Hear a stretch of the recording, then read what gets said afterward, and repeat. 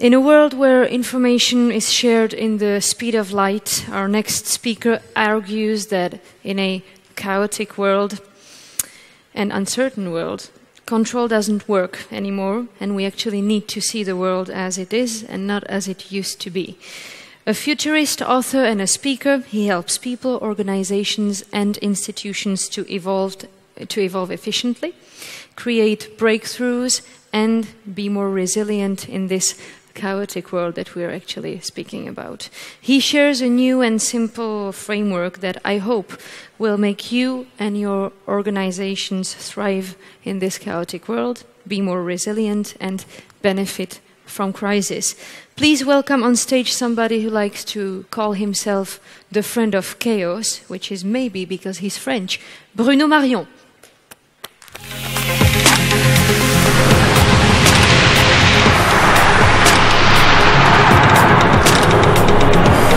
Thank you.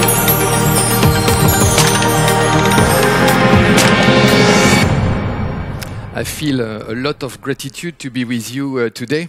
Well, first thing, please upload your French accent software so you can understand me. Okay, you did it? Perfect. The second thing I would like to do is to ask you a question. Who think that we are going, or our children are going to live in a better world? Please raise your hand if you think our children are going to live in a better world. Not that many people, unless you're all sleeping. I don't know. Okay, so then my second question is, do you think our children are going to live in a world that is going to be worse than ours? Please raise your hand if you think our children are going to live in a worse world. Maybe more people. I believe our children are going to live in a world that is going to be both better and worse. And that this new world is coming to us faster and faster. Today, I would like to give you new tools, new framework, so you can understand and act in this new world, so you can be future fit and design the future you would like for yourself, for your community, for your company, and maybe for our children. I've been traveling the world for almost 30 years, meeting thousands of people, very rich people, very poor people, meeting gurus in India, gurus in the Silicon Valley, they're not the same, artists, activists, politicians, trying to understand our world. Today, I would like to share with you what I found out. I think our world is becoming more uncertain because our world has become chaotic. Chaotic in a scientific sense. I'm going to show you first why and how our world has become chaotic. Then I will show you what does it mean. What does it mean for you? What does it mean for us, a chaotic world? And maybe the most important part, I will give you a couple of tools so you can design your future. First, why our world has become chaotic? Mainly for three reasons: numbers, connection, and speed. First, number. How many people were living on this planet 150 years ago? Approximately 1 billion people. We were living in a quite empty world. By the way, the little white dot in the middle, this is my house in the south of France. Obviously, at that time, this is a very old, 200 years old farm. They didn't have many neighbors. Our parents, our grandparents were living in a quite empty world. How many people today on this planet? 7 billion, maybe 8 billion, maybe more. We are living in a quite busy and full world. And maybe this is just the beginning. If you look at the world population for thousands of years, it stayed quite stable. It's only in the very recent past that it goes up like this. Humans are maybe like a virus invading the planet. First, numbers. Second, connection. We are more connected to each other. First, we are connected because we are living in big cities. We actually bump into each other every day. More than 50% of the world population is living in big cities. But not only that, we are traveling to meet each other. The small yellow dots are planes. As I speak to you, approximately 1 million people are flying in the air. And again, this is just the beginning. As we have seen, I'm not sure how we are going to travel tomorrow. And of course, we are connected in the virtual world. There are more mobile phones on this planet today than human beings. I know some of you, you may have 2 or 3 phones. More than almost half of the world population is connected to internet. And again, this is just the beginning. Tomorrow we are going to be connected through some kind of BCI, brain-computer interface. And this is like the ugly one. We may have some implants, invisible implants. Numbers. There have never been so many people, not so many agents on this planet. Connection. And speed. We have seen already with the previous speakers, things are accelerating. Many times when I explain to my friends that we are going through these amazing transitions, people tell me, look, Bruno, this is not the first time. Our parents, they went through wars, immigrations, amazing shift. There is a big difference. Scale and speed. If you look at the previous big changes in humankind, when we changed from hunters, gatherers to the agricultural age, it took thousands of years. When we changed from the agricultural age to the industrial age, it took hundreds of years. This transition, whatever you call it, internet age, information age, maybe one day wisdom age, is taking place in decades, less than a human life. We don't have time to adapt to the new world. And again, as we have seen with the previous speakers, this is just the beginning. I've tried to find 3 technologies that are going to have a huge impact. It was difficult because there are so many. We have seen robotics. Tomorrow, do you want this guy or this machine, this can, to take care of your kids? Or of you when you get old? I don't know. Genetics. Artificial intelligence. And again, this is an exponential thing. If you think about an artificial intelligence that can learn to learn, that means it will learn faster and faster and faster. Maybe, and most probably, much faster than us. You should ask yourself, whatever industry you are, what are going the impact of all these technologies on your industry? You should ask yourself also, what kind of impact you can have on all this with your industry? Increase of numbers, connection, and speed. I believe this is why we are in a chaotic world. But I would like to tell you, what does it mean, chaos? Chaos doesn't necessarily mean yes. Chaos is a status. Like water, water can have different status. It can be liquid, it can be solid, it can be a gas. A system can have different status. What is a system? I am a system. You are a system. All of us, we are a system. Your company is a system. Humankind is a system. A system can have different status. First one is equilibrium. Hopefully, you are balanced and you are in an equilibrium state on your chair. Maybe some of you, I can see you're actually moving a little bit. You are oscillating. But you're not oscillating too far from the equilibrium.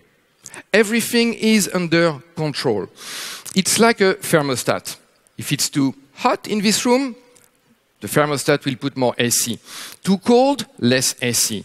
Everything is under control. Our mindset is perfectly adapted to handle these two status. We know how to interact with a stable, balanced system or an oscillating system, oscillating not too far from equilibrium. What we learn from chaos theories is that after what we call the tipping point, the system can go out of control. Everything starts to auto-amplify, and the system will never go back to the previous equilibrium. Because there are so many of us, because we are all connected, because we don't have time to adapt, I believe on many occasions our world, our system has become like this. Let me give you two examples. I can say, the more people on Facebook, the more people on Facebook. If it's only all of us on Facebook, nobody wants to join, maybe our friends. If more than 2 billion people are on Facebook, everybody wants to join Facebook. Crisis. A financial crisis is triggering an economic crisis, which triggers a political crisis, that may trigger a social crisis, that may trigger a new economic crisis. Everything is auto-amplifying. The thermostat is broken. Typically, in this situation, the richer you are, the richer you become. The poorer you are, the poorer you become. Some NGO think that approximately 67 people have the same income every year as half of the world population. Things are becoming more extremes. Now, maybe some of you may wonder, what's next? Well, we can learn from chaos theories that two things can happen. I have good news and bad news. I will start with the bad news so we can finish with the good one and spend time on the good one. First, the system can collapse. This is the second principle of thermodynamics. Everything goes back to dust. And we have seen amazing collapses within companies in the past decades, but also with humankind. The first city, as far as we know, that reached a population of 1 million people, which tells us about the complexity they have reached at that time, we think is Rome. When Rome collapsed, it took approximately 50 years for the population to drop from 1 million to approximately 50,000. Still, it took 50 years, and I believe that the collapse of Rome didn't affect too much the Chinese. It was local, and it took 50 years. Because we are all connected today, I'm not sure it will take 50 years, and I think it won't be that local. That was the bad news. I also have good news. The second possibility is a breakthrough. A new system, always more complex than the previous one, can emerge.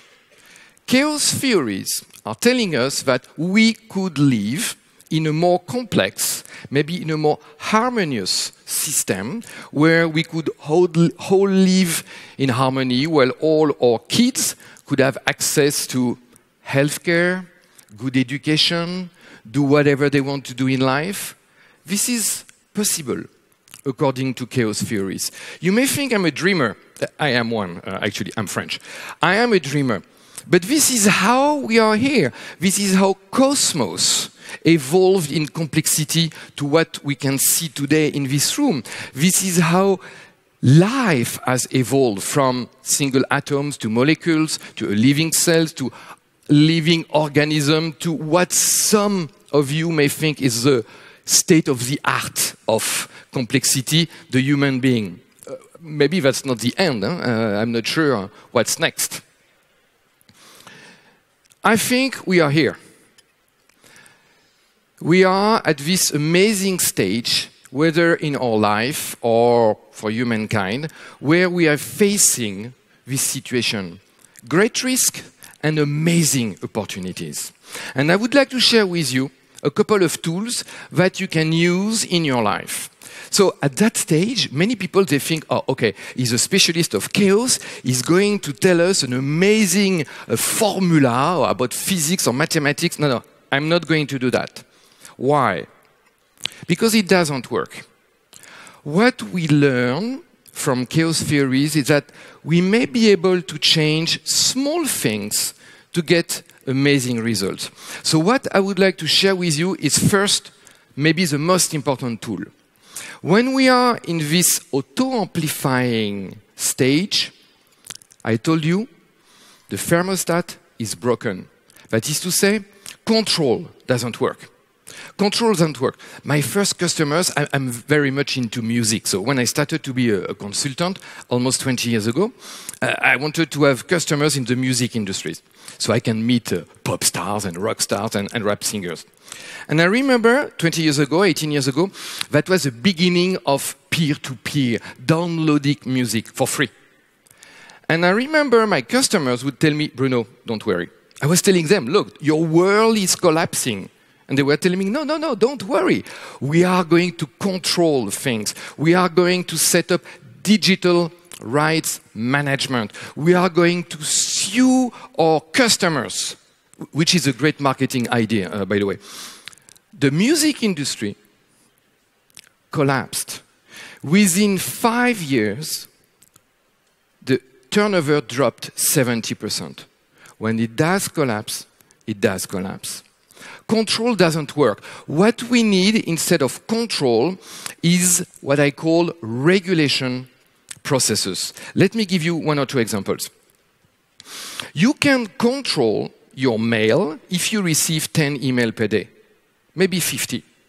If you receive 100, 200, plus Facebook, WhatsApp, or whatever, you can't control. It's impossible. What you need is a small process that will change the outcome. Let me tell you, the regulation process I've been using for almost 3 years that totally changed my life. I know some of you are going to be shocked and think it's not possible to do it. For more than 2 years, I never check my email before 11 a.m. local time. Try it. I'm not saying 11 a.m. is good for you. Maybe 9 a.m. is good for you if you wake up at 4. Or 2 p.m. But try it. Like every regulation processes, it may work for me and not for you. Maybe within your company, you can decide to do like Google in Brussels. They never have meetings longer than 30 minutes. Never. You can decide to have only standing meetings and never sit. You can decide to have a 1-minute silence before starting to talk during the meeting. In your personal life, you can decide to have a 5 minutes or a 5 hours meditation every day. You can have a small regulation process. And my request for you today, I will have 2 requests. This is the first one.